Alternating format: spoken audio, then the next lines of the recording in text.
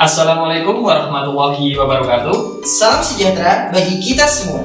Om Swastiastu, Namo Buddhaya, Salam Kebajikan. Perkenalkan, kami tim Luruskan Niat dari Universitas Negeri Yogyakarta akan menjelaskan tentang materi, konsep, dan jenis-jenis perpajakan.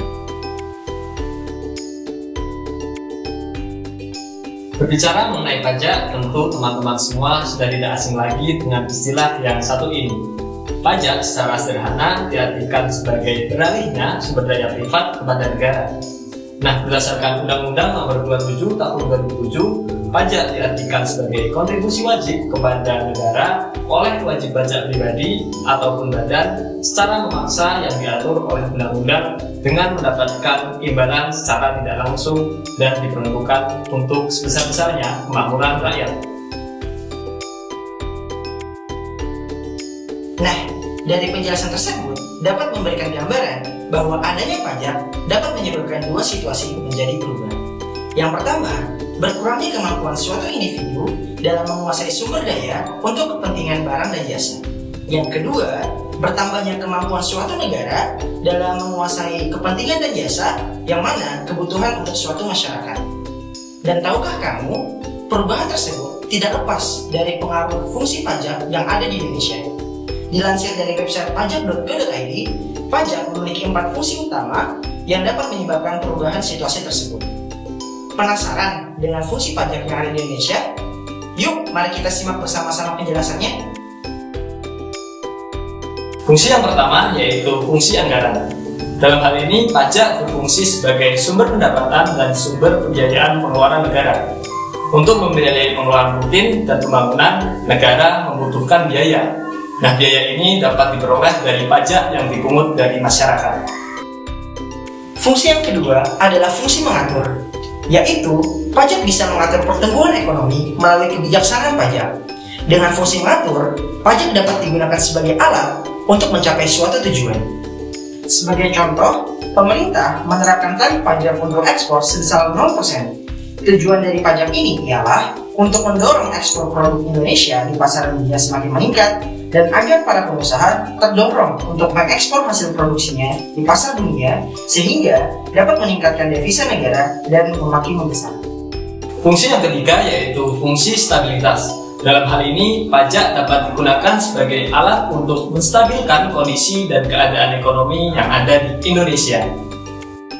Sebagai contoh, dengan menetapkan pajak yang cukup tinggi, pemerintah bisa mengatasi inflasi, sebab jumlah uang yang beredar bisa dikurangi. Serta untuk mengatasi deflasi, pemerintah bisa menurunkan pajak. Selain itu, dengan menurunkan pajak, jumlah uang yang beredar bisa ditambah sehingga deflasi bisa diatasi. Fungsi yang terakhir atau fungsi keempat, pajak sebagai redistribusi pendapatan. Pajak yang sudah dipungut oleh negara akan digunakan kembali untuk membiayai semua kepentingan umum, termasuk juga membiayai pembangunan, yang mana nantinya akan dapat membuka lapangan kerja dan lowongan kerja bagi masyarakat, yang pada akhirnya dapat meningkatkan pendapatan suatu masyarakat. Nah, itu tadi penjelasan mengenai fungsi dari pajak yang ada di Indonesia. Selanjutnya, apa saja sih jenis-jenis pajak yang ada di Indonesia? Pajak yang ada di Indonesia terbagi menjadi 3 klasifikasi. Yang pertama, menurut golongannya. Yang kedua, menurut sifatnya. Yang ketiga, menurut lembaga pengungutnya. Nah, penasaran dengan jenis-jenis pajak yang ada di Indonesia? Yuk kita simak pembahasannya.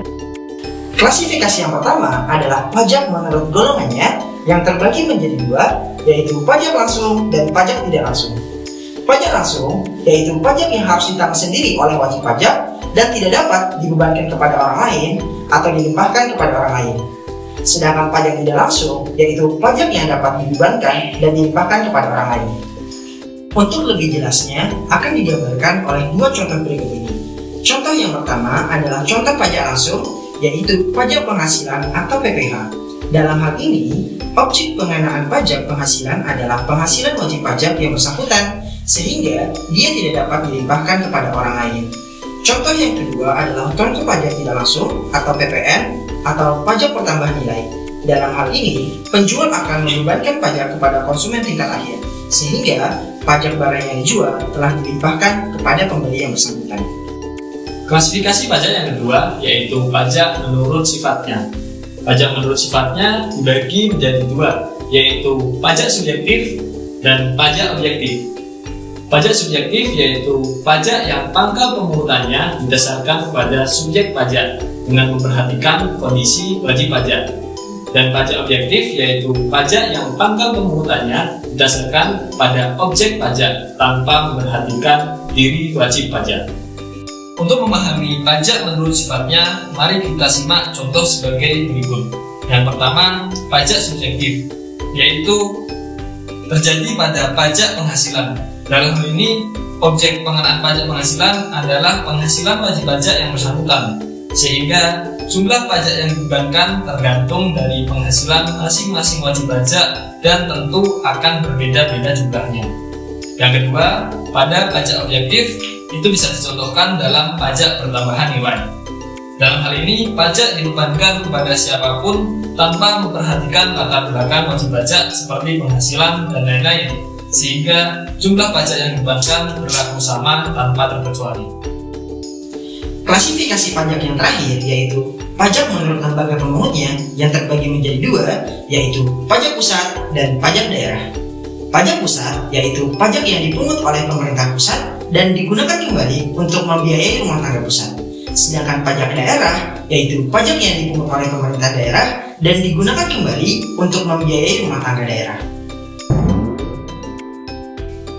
Nah, itu tadi materi yang dapat kami sampaikan berkenaan dengan konsep dan jenis-jenis pajak yang ada di Indonesia. Nah, untuk memperdalam materi pajak, silakan teman-teman semua dapat mengakses link soal latihan di bawah ini. Demikianlah yang dapat kami sampaikan, kurang lebihnya mohon maaf.